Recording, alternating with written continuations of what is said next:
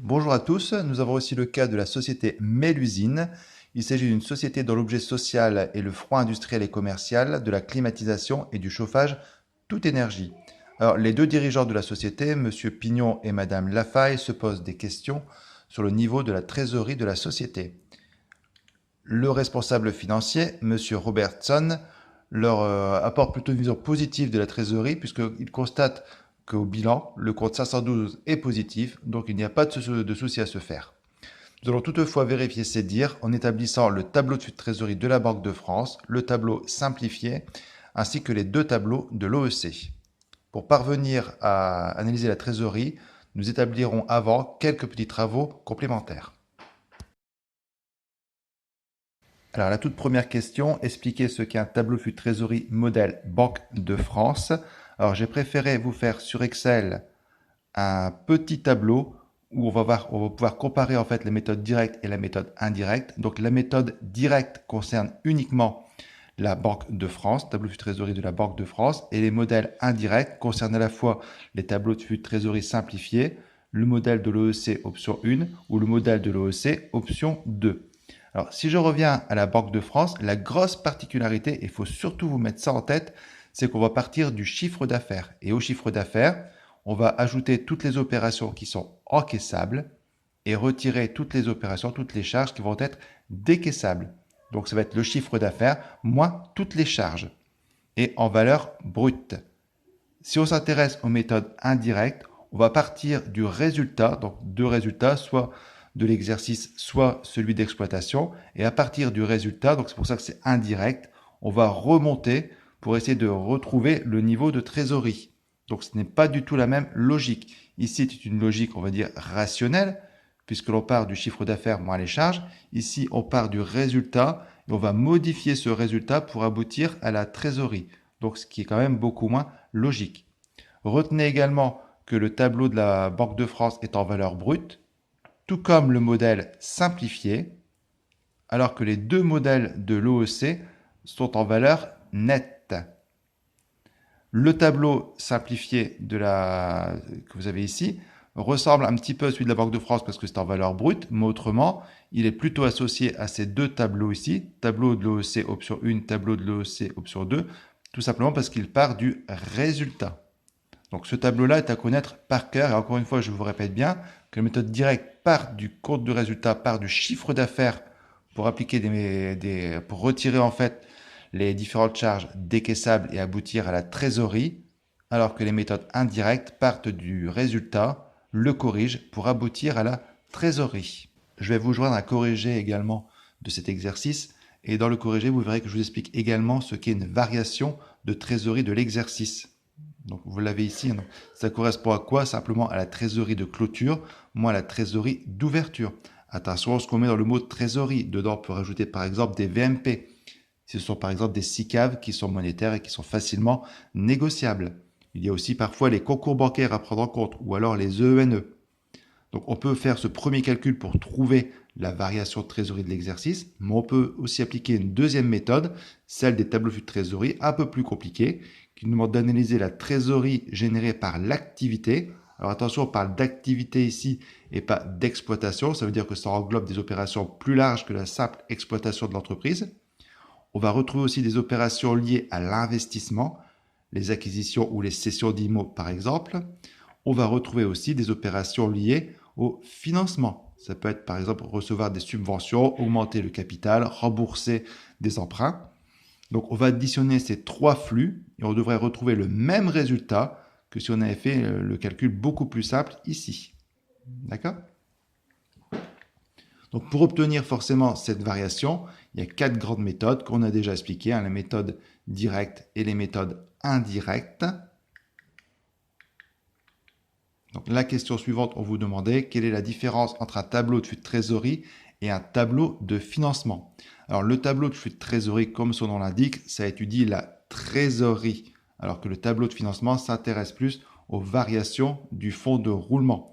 D'ailleurs, le tableau de financement arrive généralement après le calcul du bilan fonctionnel. Donc on a un bilan fonctionnel. À partir de là, on calcule le haut et le bas du tableau de financement.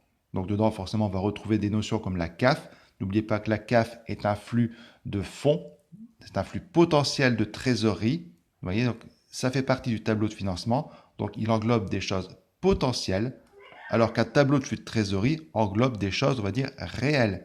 À la question 3, on vous demande d'analyser les informations contenues dans les documents de synthèse. Et la première chose à faire va être de retrouver le montant de la subvention d'investissement perçue en 2020. Alors, si vous regardez le passif, dans le passif du bilan, donc je vous ai envoyé le document sous format Excel. Donc dans le tableur, vous pouvez voir les différentes feuilles. Et sur la feuille du passif, vous allez retrouver la subvention d'investissement qui est pour l'année 2020 de 36 000. Si vous regardez dans la colonne d'à côté 2019, il y a 0. Ça veut dire qu'effectivement, une subvention a été perçue en 2020. Alors, elle n'est peut-être pas de 36 000 parce que vous savez que les subventions, chaque année, on doit les rapporter au résultat. Donc, une partie de la subvention a dû être retirée. Donc, mais pour l'instant, on a 36 000. Donc, je regarde sur la feuille diverses, donc toujours dans les différents onglets. Et dans la feuille diverses, vous avez une information qui nous indique que la subvention d'investissement a été versée début janvier 2020 et qu'elle sera reprise sur une période de 10 exercices comptables. Donc, chaque année, un dixième de la subvention va être rapporté au résultat. Donc, il nous reste 36 000, mais il faut savoir qu'un dixième a déjà été repris. Donc, je peux poser une équation très simple où je pars du montant de la subvention que j'ai perçue, moins cette subvention fois 1 dixième, c'est-à-dire le montant que j'ai retiré, et je trouve 36 000. Ce montant-là correspond en fait à 40 000, ce qui signifie que la subvention qui m'a été versée a été de 40 000. Donc 40 000 ont été placés dans le compte 131, et chaque année, l'écriture suivante va être passée. Donc le compte 777, quote-part de subvention pour 4 000, au compte 139 pour 4 000. Le compte 139 va venir diminuer mon compte 131. C'est pour ce motif que nous avons bien perçu 40 000, mais que dans le bilan au passif, nous n'avons que 36 000. Donc la subvention perçue est de 40 000 euros. Si vous regardez aussi dans le compte de résultat, donc dans la seconde partie, compte de résultat suite, donc là où il y a les comptes en fait exceptionnels, vous allez pouvoir voir qu'on a produit exceptionnel sur opération en capital. Ce montant ici de 2 224 000 comprend en fait deux choses, le compte 775, les cessions d'éléments d'actifs, et le compte 777. Donc nous pouvons savoir ici que dans le montant ici, figure déjà 4 000 de quote-part de subvention. Le reste, en fait, correspond au compte 775. Intéressons-nous maintenant au tableau des dotations. Alors, pour ce tableau-là, je vous ai déjà complété sur l'énoncé la première colonne. Les montants que je vous indique ici, je les ai trouvés forcément dans le compte de résultat. Ici, tout ce qui concerne l'exploitation, les dotations financières et les dotations de titres exceptionnels.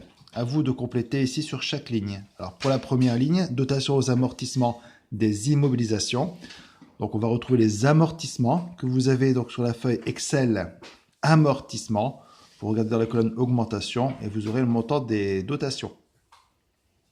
À ce montant-là, il faut rajouter ici 1 120 000 euros. Alors, ce montant-là correspond en fait aux charges à répartir.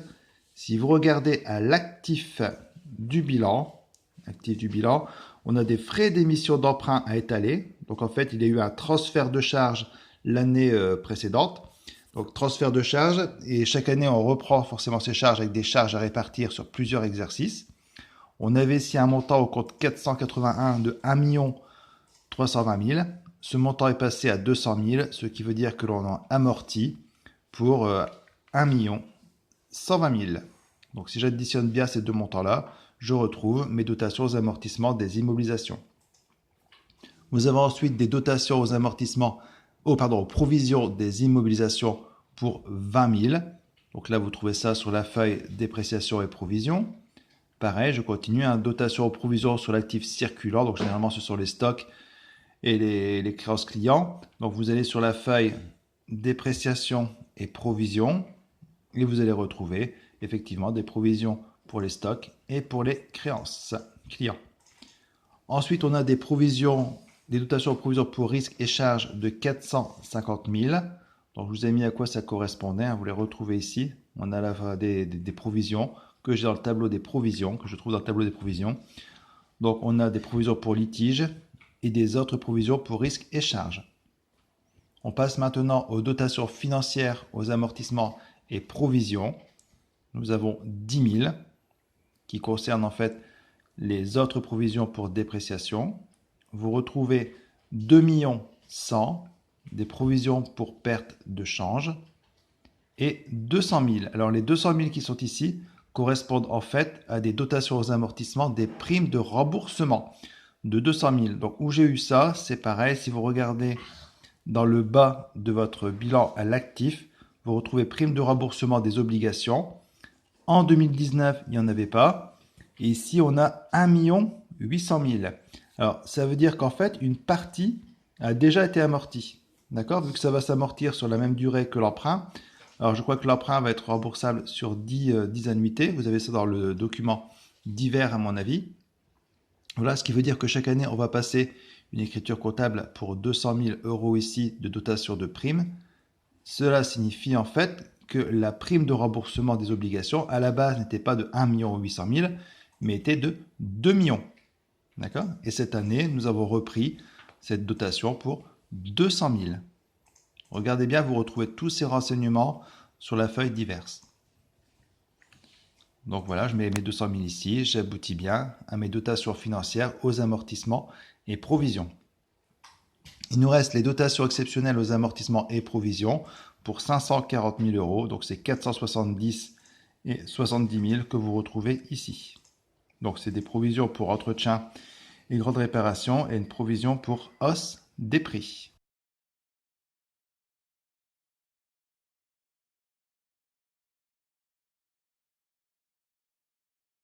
Nous allons d'abord commencer par le modèle de la Banque de France, donc le tableau de flux de trésorerie. N'oubliez pas, c'est un tableau de flux de trésorerie. On va vraiment s'intéresser aux opérations qui ont permis de faire rentrer ou faire sortir de la trésorerie. Donc ça va se subdiviser en 3 grandes parties.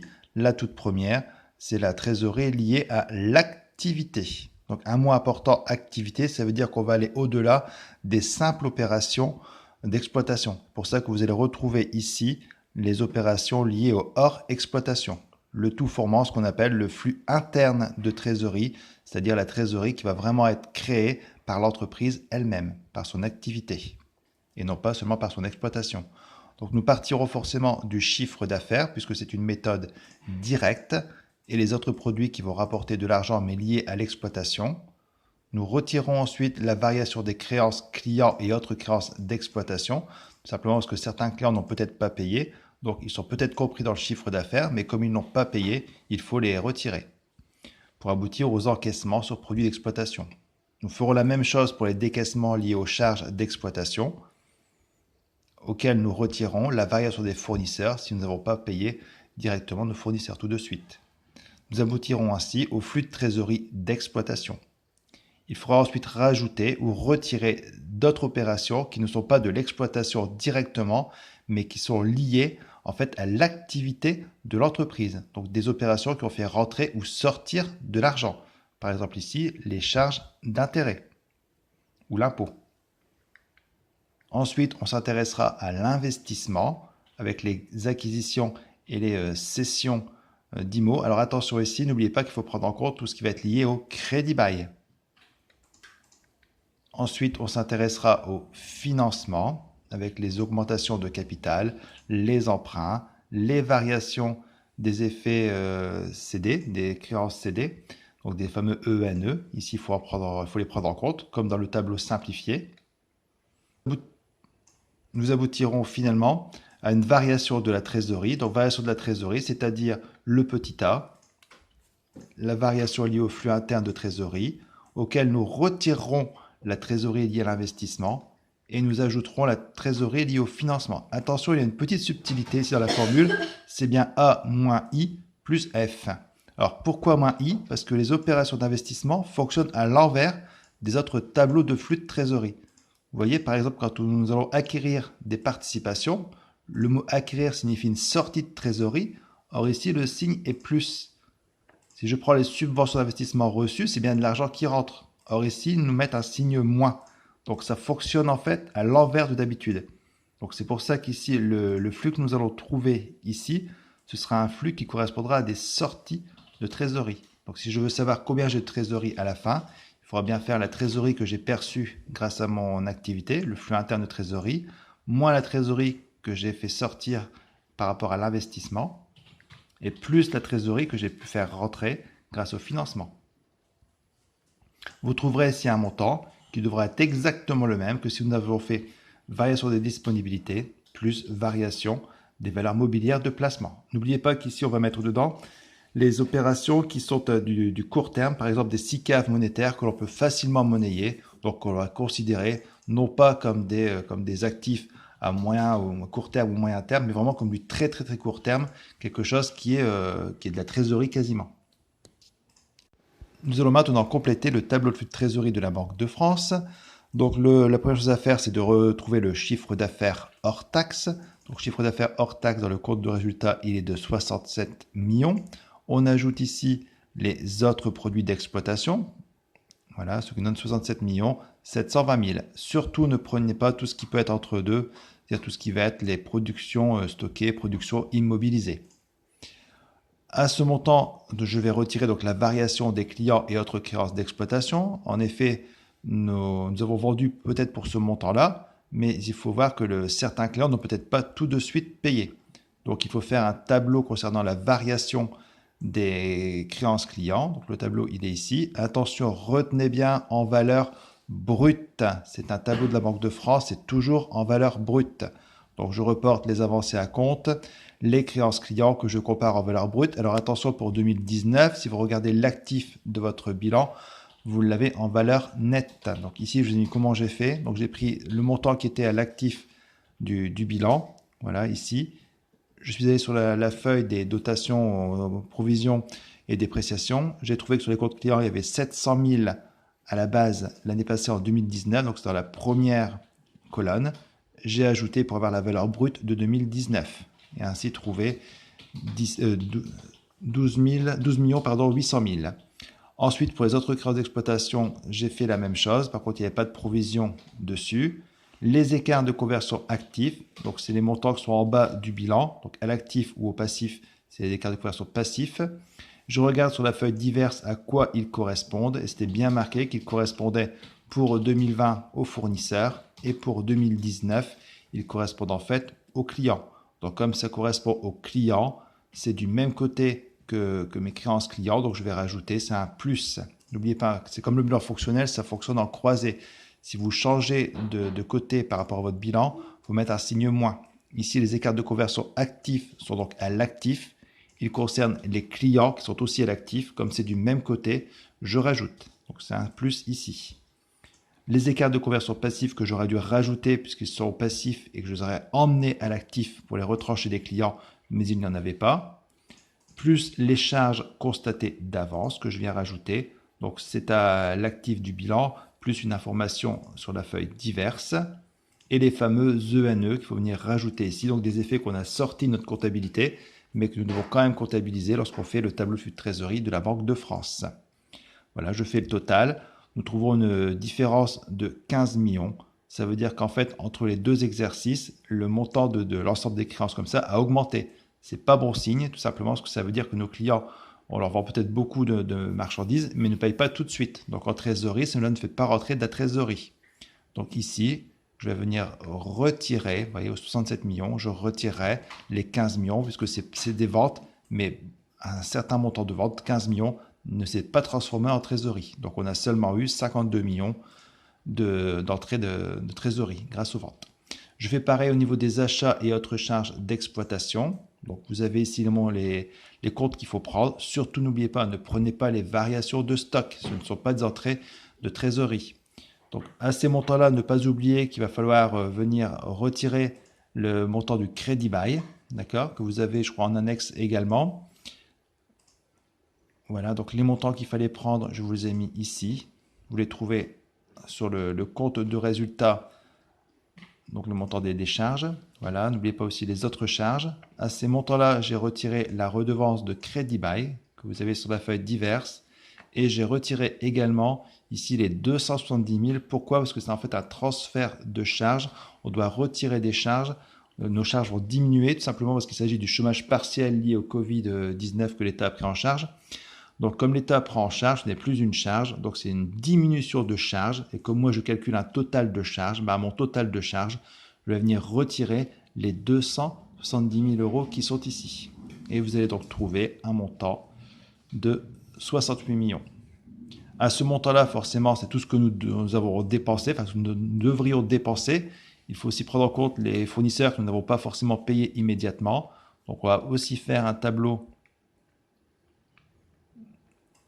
de variation des comptes fournisseurs que vous avez ici, où je reprends à peu près les mêmes éléments que pour les clients, les avancées à compte. Là, cette fois-ci, je vais prendre les dettes fournisseurs, les dettes fiscales et sociales. Vous voyez, je retire en revanche l'IS. C'est une donnée qui apparaît également sur la feuille diverses.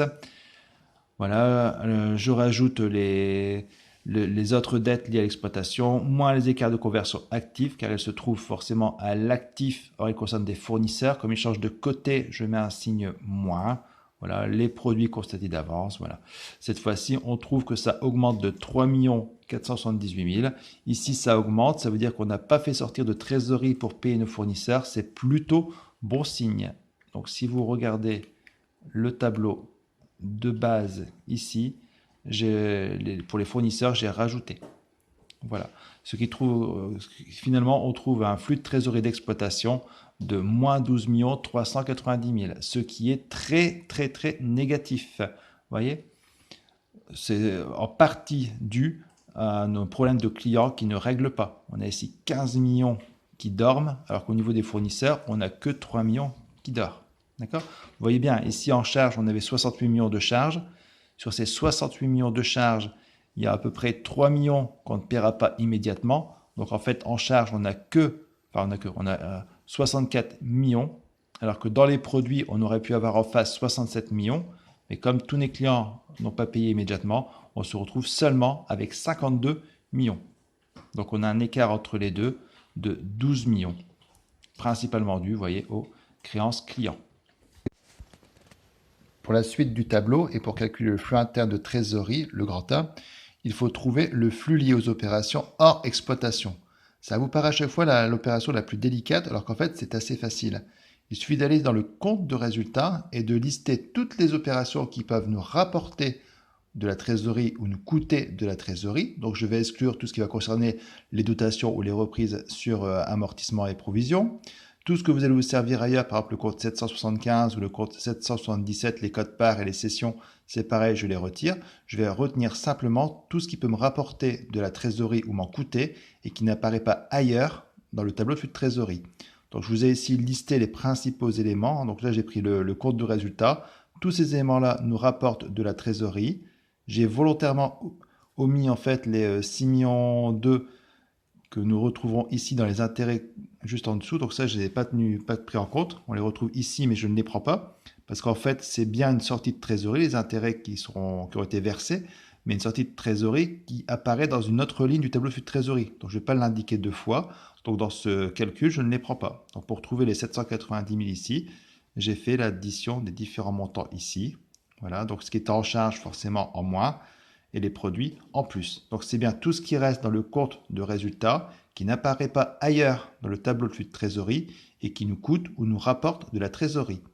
Vous pouvez aussi regarder au bilan, c'est très très très rare. Éventuellement, s'il n'y a pas une opération qui ne serait pas utilisée et qui aurait un impact sur la trésorerie, il faudra en tenir compte.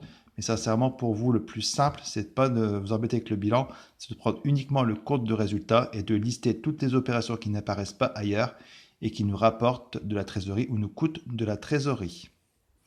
Donc on trouve ici moins 790 000. Ensuite, les charges d'intérêt. Donc c'est le montant que vous avez ici, les 6 200 000 que vous avez au compte 661 du compte de résultat. Voilà. Attention, je dois prendre aussi en compte les charges d'intérêt liées au crédit bail. Donc je vous l'ai fait ici. Donc pour le crédit bail, on avait un loyer de 2 500 000. C'est dans le document divers. Sur la feuille divers, c'est bien indiqué, c'est le loyer de crédit bail annuel. Sur ce montant-là, forcément, il y a une partie qui va concerner la dotation fictive aux amortissements, sachant que le bien, donc sur la feuille diverse, a une valeur brute de 10 millions, amorti sur 5 ans. Ça veut dire que chaque année, la dotation sera de 2 millions. Donc par différence, ça veut dire que les intérêts seront de 500 000 euros. Donc ces intérêts fictifs, je vais venir les rajouter à mes vraies charges d'intérêt pour trouver ici des charges d'intérêt de 6 700 000, forcément en moins puisque c'est une sortie de trésorerie. Alors quand je dis charges d'intérêt fictives pour les intérêts liés au crédit bail, c'est pas vraiment fictif parce que le loyer de crédit bail a vraiment été versé. Par contre, nous le retraitons. Une partie va être mise en dotation et une autre partie dans les charges d'intérêt. Je continue. Impôt sur les bénéfices décaissés. Donc, il y a le mot décaissé qui est très important. Ça veut dire que, je vous l'ai fait ici, ça veut dire que ça correspond vraiment à l'impôt sur les bénéfices que vous trouvez au compte de résultat. Alors, si je peux y aller au compte de résultat, impôt sur les bénéfices, donc c'est la deuxième partie. Vous l'avez bénéfice négatif et ici, impôt sur les bénéfices, vous avez rien du tout. Donc ici, pour l'année 2020, il n'y avait pas d'impôt, forcément, nous sommes en perte. Voilà, je reviens ici. Plus les créances éventuellement sur IS, si l'État nous doit de l'argent par rapport à l'IS, ça vous le trouvez à l'actif du bilan dans les autres créances. Ensuite, vous avez les dettes sur IS, donc que vous retrouvez cette fois-ci au passif du bilan. Ici, je crois que l'information était donnée dans les informations diverses, donc sur la feuille diverses, informations annexes. Donc voilà, je retire les dettes d'IS de l'année N parce que je ne les ai pas payées. En revanche, les dettes que j'avais d'IS de l'année passée, forcément cette année j'ai dû les payer, donc je vais venir les rajouter. Donc ici, c'est un signe plus. Donc par logique, vous voyez, on retrouve toujours les signes à mettre. Donc, ce qui veut dire que les impôts qui ont été décaissés cette année liés à l'IS sont de 308 000. C'est des impôts que j'ai dû payer, donc forcément, ça va venir en moins ici. Moins flux affecté à la participation des salariés. Donc, encore une fois, je vais sur mon compte de résultat. La participation, c'est ici. Vous l'avez ici. Il n'y avait pas de... Pardon, c'est ici. Il n'y avait pas de participation. Ensuite, nous avons distribution de dividendes. Alors, il faut faire la répartition du résultat. Voilà, j'ai fait ça ici. On part du résultat forcément N-1 qui lui était positif. Les réserves légales. Alors, c'était déjà rempli. Les réserves étaient déjà remplies. Si je vais au passif, vous l'avez ici. Les réserves légales étaient déjà complètes.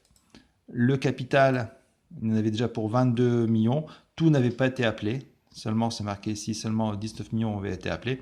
Donc, tout n'avait pas été appelé. Donc, forcément, ici, le capital n'a pas augmenté. C'est simplement un appel d'argent qui avait déjà été promis, si on peut dire. Donc, les réserves ne sont pas montées dans le capital. Donc, si les réserves ont augmenté, que ce soit la réserve statutaire ou réglementée, c'est simplement parce qu'une partie du résultat de N-1 ici a été mis en réserve. Donc, c'est ce qui s'est passé ici, mise en réserve statutaire, mise en réserve réglementée par déduction. Le report à nouveau, il n'avait pas. Donc, on aboutit à un versement de dividendes de 4 500 000. C'est une sortie d'argent, donc ça va venir en moins dans ma distribution de dividendes. Et après, autre chose que j'ai peut-être pas mis dans le cours, mais qui peut vous débloquer quand votre tableau de flux de trésorerie, vous n'arrivez pas à l'arrondir, à trouver l'égalité. On oublie souvent qu'il faut aussi tenir compte des variations des intérêts courus non échus.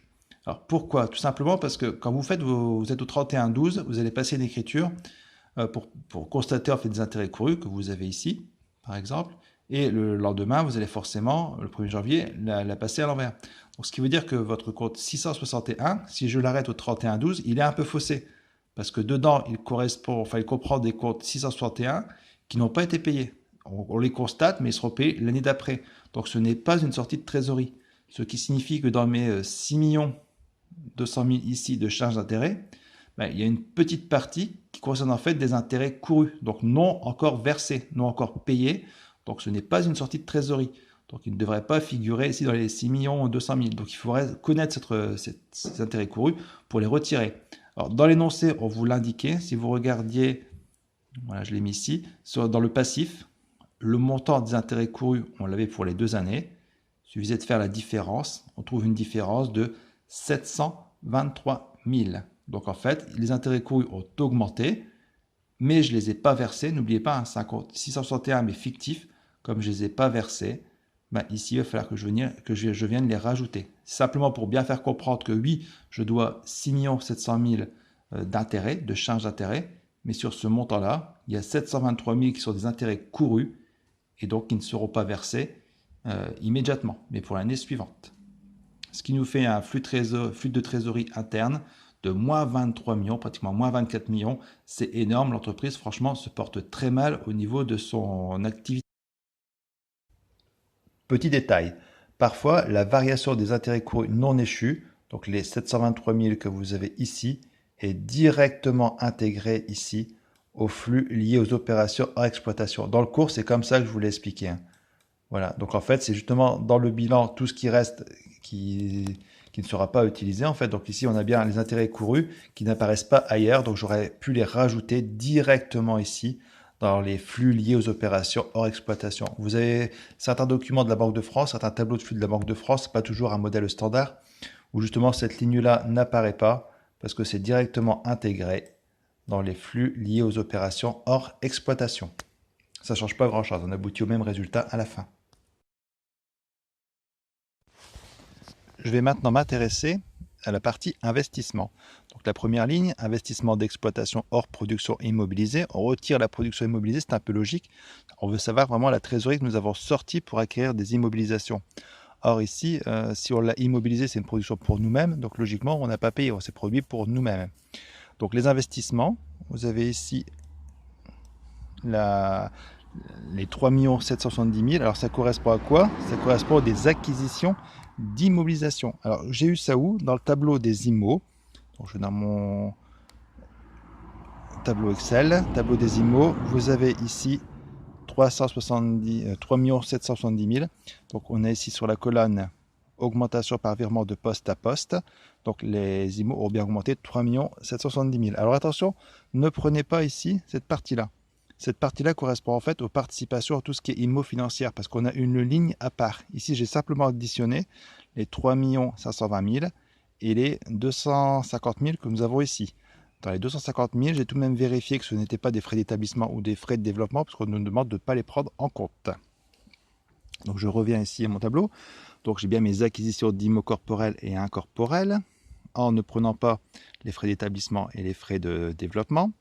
Ensuite, je rajoute le bien en crédit bail. Donc dans la feuille divers, c'est marqué qu'on pouvait acquérir ce bien pour 10 millions d'euros. Donc je rajoute ces 10 millions d'euros. Je retire les encours et les avances. Vous avez ici, donc c'est également dans le tableau des immobilisations. Donc en fait, si vous regardez dans le tableau des immobilisations, sur la ligne diminution, vous retrouvez ici 220 000 et 180 000, simplement des IMO qu'on a terminé de construire ou des avancées à compte qu'on avait déjà versées l'année passée sur des IMO qu'on a achetés cette année. Donc comme ça avait déjà été versé ou que ça avait déjà été commencé à être produit l'année passée, l'argent avait déjà été sorti l'année dernière. Donc du coup, cette année, on doit retirer par rapport aux dépenses qu'on a pu réaliser. Je reviens sur ma feuille. Voilà. Je retire la production pour nous-mêmes. Il n'y en avait pas. Un compte de résultat, on a un montant de production immobilisée de 0, ce qui nous donne un montant de 13 370 000 euros. Ensuite, acquisition de participation et titres immobilisés. Je repars toujours sur ma feuille Excel. Je vais dans mes augmentations, donc colonne augmentation ici, et vous regardez la partie financière, donc c'est participation, c'est autres participations, autres titres immobilisés. En augmentation, il y a bien 0. Je continue. Variation des autres actifs immobilisés, des prêts et autres, c'est toujours cette partie-là. En fait, il faut la diviser en deux. Vous avez les deux premières lignes qui correspondent à la première ligne de l'autre côté et les deux lignes suivantes, les autres titres immobilisés et les prêts qui correspondent en fait à la ligne suivante. Si vous les regroupez ou si vous vous trompez, il n'y a pas de souci. Le principal, c'est que vous trouviez le bon montant quand on additionne les deux. On retire les subventions d'investissement reçues. On a calculé tout à l'heure, il y en avait bien pour 40 000 euros. Moins les variations des dettes sur immobilisation. Alors, si vous regardez votre passif du bilan, fournisseur d'IMO, voilà, on en avait pour 5 000. C'est passé à 25 000. Donc, les dettes ont augmenté de 20 000 euros. C'est plutôt positif, ça veut dire qu'on ne paye pas tout de suite les fournisseurs. Voilà, donc ici, moins variation des dettes fournisseurs. On est sur l'investissement. Combien j'ai dépensé pour l'investissement? J'ai dépensé des grosses sommes, mais à ces grosses sommes, il faut quand même que je retire 20 000 euros. C'est pour ça que c'est en moins, simplement parce que je n'ai pas tout payé. D'accord? N'oubliez pas qu'ici, le I que je calcule, c'est un I que je vais retrancher à ma trésorerie. Donc ce montant-là, je l'ai diminué de 20 000 parce que les fournisseurs, je ne les ai pas entièrement payés. Ensuite, encaissement sur cession d'immobilisation. Je vous ai mis le calcul ici. Nous, ce qu'on cherche en fait, c'est le compte 775 en priorité. Je vais à mon compte de résultat, je vois opération en capital. J'en avais pour, je crois, voilà, 2 204 000 euros, sachant que dedans, il y a 4 000 euros de compte 777, donc de code-part de subvention. Ça, je le retire. Ce qui veut dire que nous n'avons plus que 2 millions 2. Mais à ça, il faut rajouter en fait un prêt que nous avons remboursé. Parce que n'oubliez pas que quand j'ai calculé les cessions d'IMO, quand vous remboursez, quand après vous avez remboursé, ce remboursement de prêt ne se fait pas avec le compte 775. C'est directement le prêt qui vous est remboursé. Il n'y a pas de plus-value qui va être réalisée. Donc si vous regardez toujours dans le tableau des immobilisations, vous allez dans les diminutions et vous retrouvez prêts et autres immobilisations financières, 3 750 000. C'est bien un montant qui vous a été remboursé. Voilà, donc je fais l'addition, ça donne bien 5 950 000. J'additionne tous ces montants et nous trouvons ici un flux lié à l'investissement de 7 360 000. Donc c'est un flux négatif. N'oubliez pas parce que les acquisitions, on les a mis en plus et quand on n'a pas payé par les fournisseurs ou les subventions reçues, on l'a mis en moins. Donc c'est une sortie d'argent. Je m'intéresse maintenant à la partie financement. Première ligne, augmentation de capital. Alors attention au terme, c'est bien augmentation de capital et non pas augmentation des capitaux propres. En effet, s'il était indiqué capitaux propres, cela voudrait dire que dedans, par exemple, on pourrait prendre en compte les subventions. Ici, ce n'est pas le cas, c'est vraiment le capital, c'est le compte 101 qui nous intéresse. Si vous regardez à l'actif du bilan, vous avez le capital souscrit non appelé. L'année passée, on avait 3 millions. Et dans ces 3 millions, on a appelé l'ensemble des 3 millions, ce qui fait que cette année, on est passé à 0. Donc, on a bien une augmentation de capital qui a eu lieu de 3 millions. Donc, ce n'est pas des nouveaux actionnaires qui vont arriver, c'est des actionnaires qui devaient apporter le capital depuis quelques années. Là, on leur demande de l'appeler. À côté de ça, l'année dernière, il y avait 2 millions d'actionnaires qui devaient nous apporter l'argent en fait, d'une augmentation de capital qu'ils ne l'avaient pas encore fait. Donc, ils devaient le faire en 2020. Ils l'ont certainement fait. Et en parallèle, nous avons appelé les 3 millions. Donc, au niveau du capital souscrit et appelé non versé, nous sommes passés de 2 millions de créances à 3 millions. Ça veut dire qu'en fait, il y a 1 million de capital qui nous manque toujours, qui a augmenté dans ce que nous doivent nos actionnaires. Ils nous doivent 1 million de plus que l'année passée. C'est dommage parce que c'est de l'argent frais qu'on aurait peut-être besoin. Donc c'est pour ça que j'ai bien augmenté mon capital de 3 millions. Mais les créances sur capital appelé non versé ont elles aussi augmenté. Donc finalement, en argent frais, j'ai seulement perçu 2 millions. D'accord? En fait, c'est les 2 millions de l'année passée. Et puis les 3 millions que j'ai demandé cette année seront certainement versés en 2021. Nous avons ensuite nouveaux emprunts, dont engagement de crédit bail. Donc quand c'est comme ça, généralement, je préfère faire un tableau des emprunts, comme j'ai pu faire ici. Donc vous avez le tableau des emprunts classique. Donc classique, ça veut dire les emprunts, je dirais, normaux. Si vous allez à votre passif du bilan, voilà, j'y suis. Vous retrouvez bien ici les emprunts obligataires pour 44 millions. Il n'y en avait pas l'année d'avant.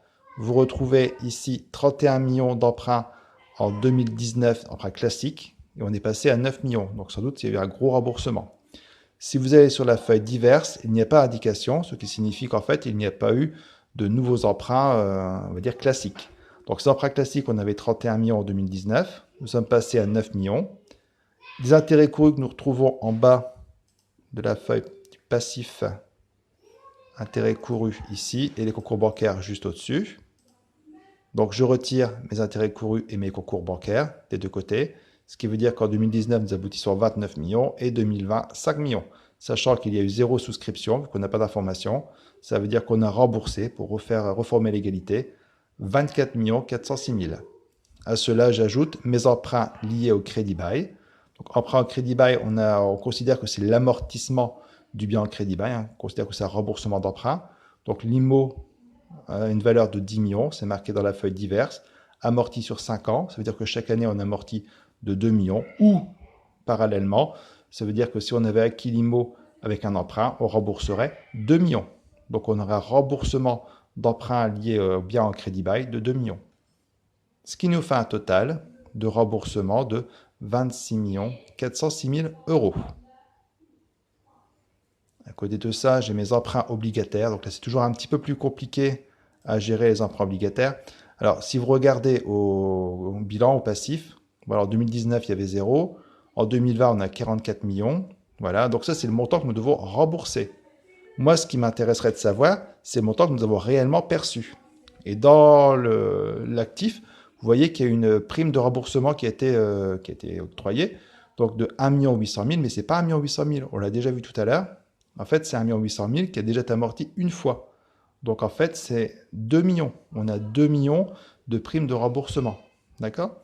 Donc ces 2 millions de primes de remboursement, les clients en fait nous ont donné l'argent pour seulement 42 millions et nous on promet de les rembourser 44 millions. Vous voyez?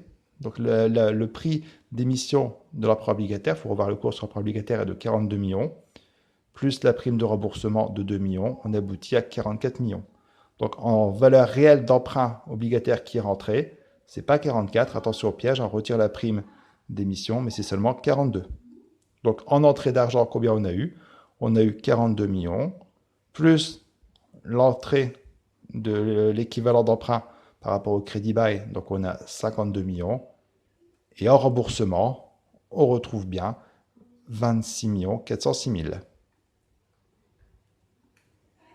Voilà, c'est ce que j'ai fait ici. Donc variation des emprunts, voilà, on trouve 25 594 000. On s'intéresse ensuite aux créances CD non échues, les fameuses ENE, et aux concours bancaires courants. Là, c'est assez facile. Voilà, donc je vais sur les annexes et je trouve variation des créances non échues. Je fais la variation. Les créances ont diminué, alors c'est pas bon, ça veut dire qu'en fait, on a moins donné d'effet à la banque, donc moins d'entrée d'argent, c'est plutôt négatif.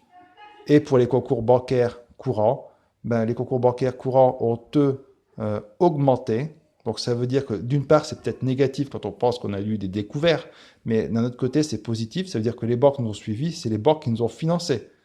Donc c'est plutôt intéressant pour nous. Financement extérieur par les banques. Même si je suis d'accord avec vous que c'est pas super bien d'être découvert. Mais on s'est financé grâce à l'extérieur. J'en reviens à mon petit tableau. Donc variation des créances CD non échues, on n'est pas content parce que ça a plutôt diminué. Et par contre, les concours bancaires ont augmenté, donc on est content, c'est une entrée d'argent, même si ce n'est pas forcément positif pour l'entreprise, c'est quand même une entrée d'argent. Donc on aboutit à un flux lié au financement, cette fois-ci positif, et heureusement, parce que vu tous les flux qu'on a négatifs précédents. Allez. Nous finissons maintenant avec la variation de la trésorerie. Donc variation de trésorerie de l'actif, donc on fait bien le grand A, flux de trésorerie interne, moins trésorerie liée à l'investissement, n'oubliez pas que c'est un signe moins, plus trésorerie liée au financement, on trouve moins 3 548 000 euros. Vous voyez, autant le trésorier tout à l'heure nous avait dit dans l'énoncé qu'il était plutôt satisfait parce qu'on avait une trésorerie positive. En revanche, je trouve que entre les deux exercices, 2019 et 2020, la trésorerie s'est effondrée. On a baissé de moins 3 548 000 euros. Alors, si je regarde pourquoi, donc j'ai fait d'autres analyses. Variation des disponibilités. Donc disponibilité, c'est le compte 512. Je ne me fatigue pas. Je vais voir au bilan à l'actif. On avait en 2020 512 000 euros de trésorerie et en 2019 860 000, ce qui nous fait une variation, une diminution de la trésorerie de 348 000. Donc là, on est perdant. On a perdu beaucoup de trésorerie, même si elle reste positive. On vérifie aussi la variation des valeurs mobilières de placement. Nous sommes passés de 3 230 000 à 80 000. Attention, nous travaillons en valeur brute. Ici, nous avons bien la valeur brute. Par contre, ici, c'est du net. Donc, je vais aller rechercher dans le tableau des dépréciations et provisions le montant, vous voyez ici, le montant de la dépréciation qui avait été constatée en 2019. Donc, vous avez bien ce qu'il y avait au début 2019. Là, vous avez l'augmentation de cette dépréciation, la reprise correspondante des 50 000 euros et à la fin, les 10 000 qui correspondent bien aux 10 000 que vous avez ici.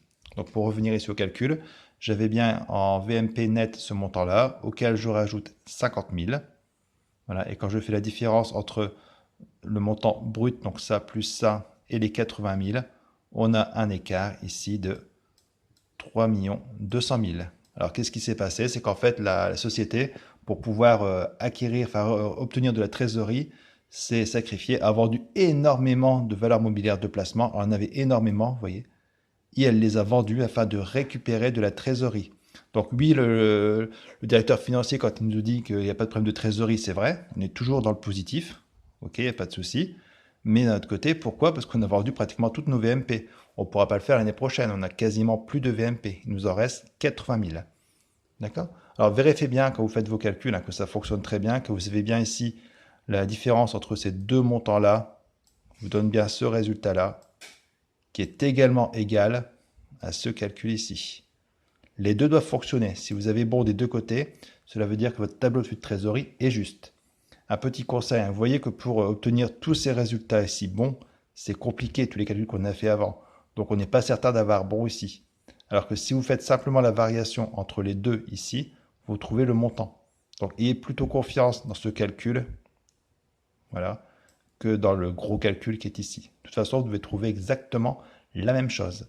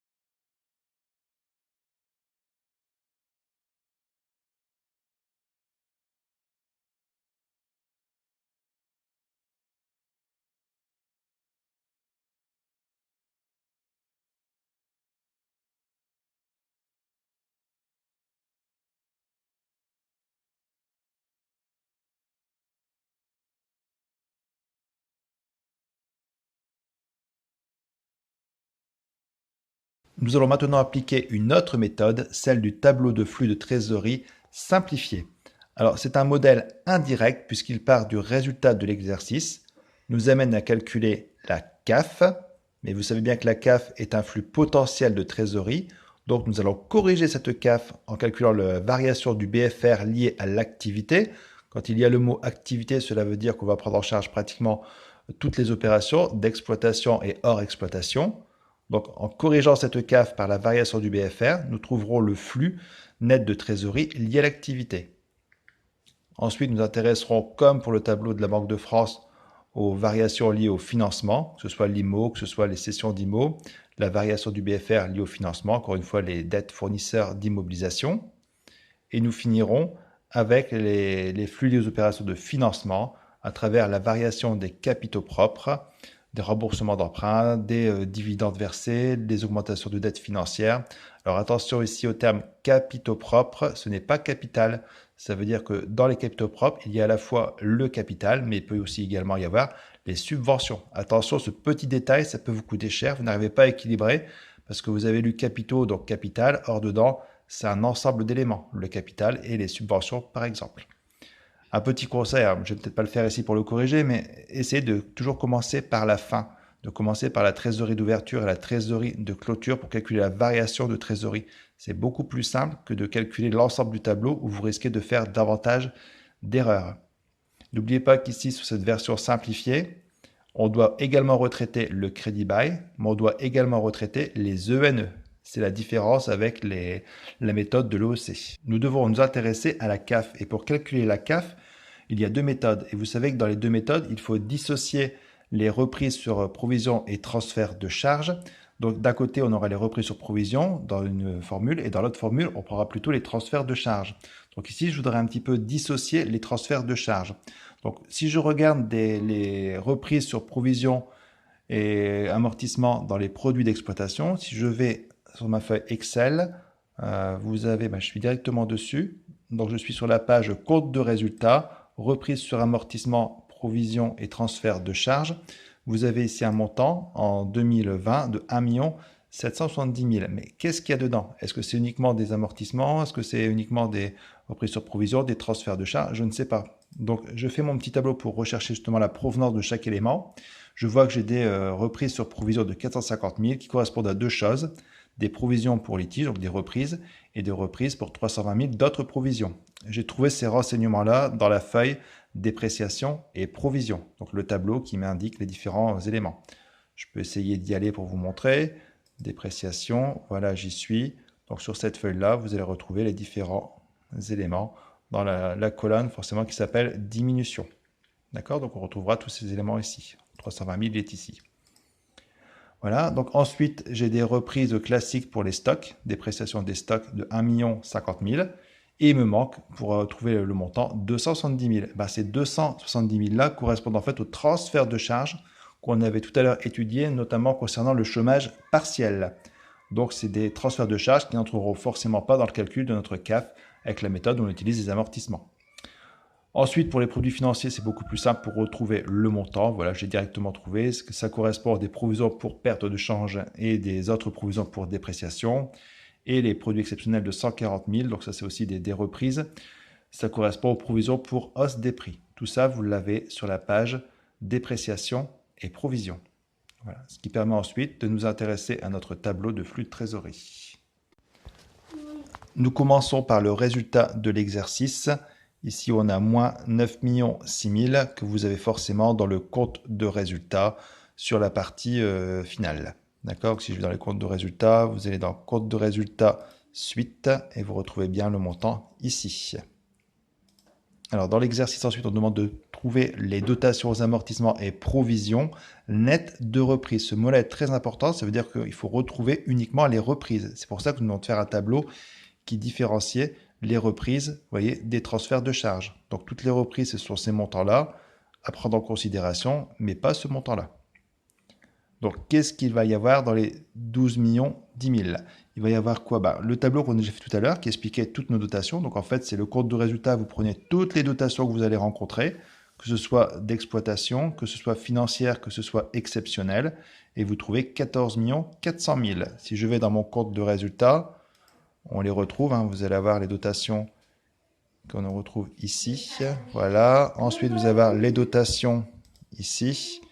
Et dans l'exceptionnel, vous retrouvez des dotations, encore une fois, ici, 540 000. Donc, si je reviens à l'énoncé, donc j'ai l'ensemble de mes dotations ici. Je n'oublie pas de rajouter l'amortissement du crédit bail. Donc, on a 10 millions, c'est marqué dans la feuille diverses.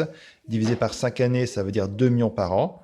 Donc, j'ai bien 14 400 000 plus 2 millions, auxquels je vais retirer toutes mes reprises. Alors, les reprises, c'est 4 390 000, c'est-à-dire le montant que vous avez ici, moins les 270. D'accord? Là, j'ai fait une petite faute. Voilà. Donc, on trouve un montant de dotation nette des reprises de 12 10 000 que je viens reporter ici. Donc, l'ensemble des dotations plus les dotations du crédit bail. N'oubliez pas que dans la version simplifiée du tableau de flux de trésorerie, il faut aussi retraiter les ENE et le crédit bail. Et je retire les reprises. Ensuite, ligne suivante, valeur comptable des éléments d'actifs cédés, c'est le compte 675. Vous trouvez ça dans le compte de résultat. Donc, compte de résultat dans les opérations exceptionnelles. Et vous allez trouver sur opération en capital, le montant des charges, il est ici. Voilà. Pour le compte 775, il est ici. Mais n'oubliez pas que dedans, il faut retrancher les 4000 de quote-part de subvention virées au compte de résultat. D'accord? Donc ici, on trouve bien le compte 675. Ici, le compte 775.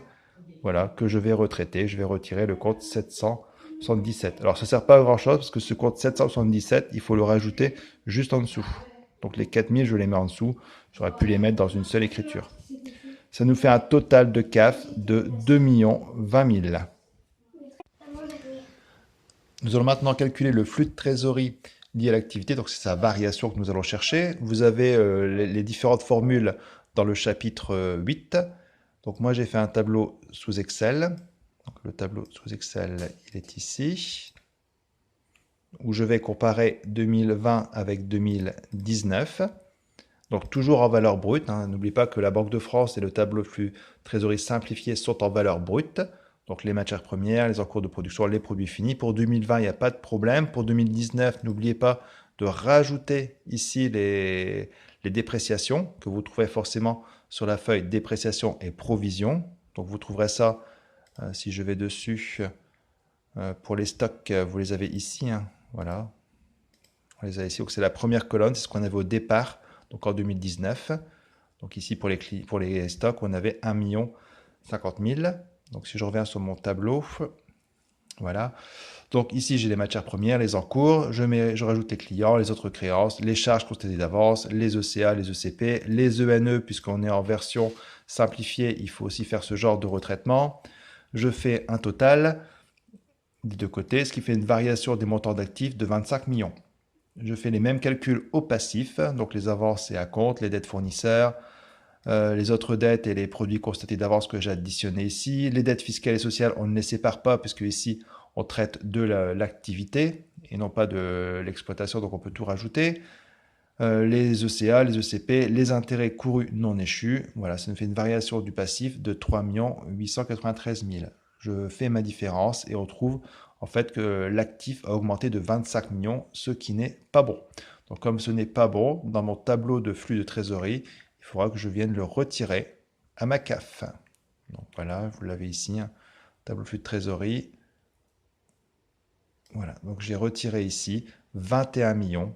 Donc on avait une petite CAF de 2 millions à laquelle je vais retirer 21 485 000, ce qui nous fait un flux de trésorerie lié à l'activité négatif de moins 19 millions.